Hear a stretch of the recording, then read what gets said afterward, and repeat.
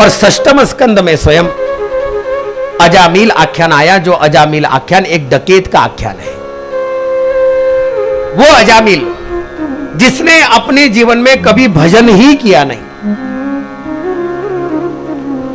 कुल अच्छा था, ब्राह्मण कुल था, लेकिन संगति के कारण बिगड़ गए, संगत हो गई, केवल बिगड़ गई। मुझे माफ करना, लेकिन आज बड़े बड़े परिवार में भी एक सबसे बड़ी समस्या यह हो गई है, हमारी संगत खराब हो गई है। और सबसे ज्यादा संगत अगर कहीं पर बिगड़ी है ना, मोबाइल की। पहली तो मोबाइल की और दूसरी दोस्तों की।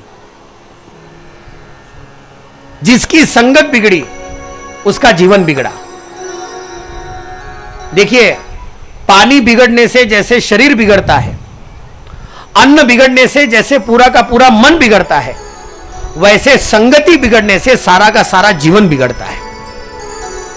इसलिए हो सके ना, अपने जीवन में संगति ऐसी करें कि जिस संगति में अपने जीवन का उद्धार हो जावे।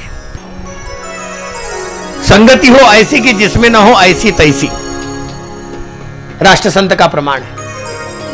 और इसी बात को लेकर के आगे भगवान शुकदेव जी महाराज ने स्वयं अजामिल ने केवल भगवान के केवल नाम चिंतन का अपने बेटे का नाम केवल नारायण रखा, और उसी नारायण के द्वारा अजामिल जैसे महापापी का भी उद्धार हुआ।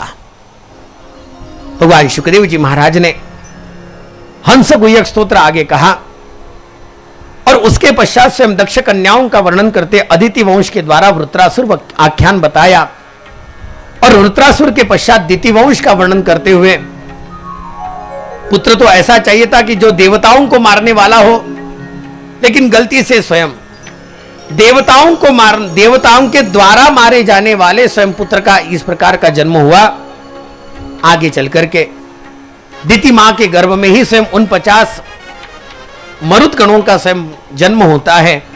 और इस बात को लेकर के भगवान शुकदेव जी महाराज स्वयं षष्ठम स्कंद को विराम देते हैं।